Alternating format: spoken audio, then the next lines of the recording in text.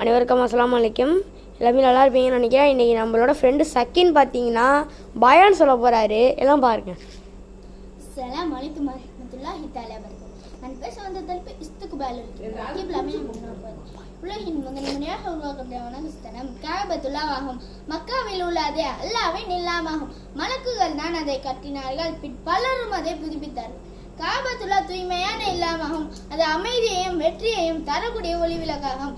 காபா தான் நமது கிப்லா. அதுதான் அனைத்து முஸ்லிம்களையும் முன்னோக்கி தொழுகிறார்கள். அது தொழுகையின் சத்தாகும். ஒருவர் வியாதியிலே அல்லது பகையாளியுடன் பயத்தாலே கிப்லாவை முன்னோக்குவது சத்தல்ல. எனவே அது அனைத்து முஸ்லிம்களையும் முன்னோக்கி தொழுகிறார்கள். அது தொழுகையின் சத்தாகும். எப்படி நாம் கிப்லாவை முன்னோக்க வேண்டும்? நின்று கொண்டு அமர்ந்து கொண்டு தொழுபவரை நெஞ்சை கொண்டு கிப்லா பக்கமாக்க வேண்டும். சரிந்து படுத்து தொழுபவரை நெஞ்சை கொண்டு நெஞ்சையும் முகற்றையும் கிப்லா பக்கமாக்க வேண்டும்.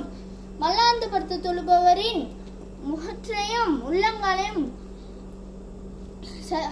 கிப்லா பக்கம் ஆக்க வேண்டும். அஸ்ஸலாமு அலைக்கும் வரஹ்மத்துல்லாஹி தஆலா வபரகாத்துஹு. ஓகே, நம்ம ஃப்ரெண்டு சொன்னது எல்லாத்துக்குமே பிடிச்சிருந்துச்சின்னா ஒரு லைக் போட்டுட்டு சப்ஸ்கிரைப் பண்ணிக்கோங்க. மறக்காமல் கமெண்ட் பண்ணுங்க. பாய் பாய் சொல்கிறா. பாய்.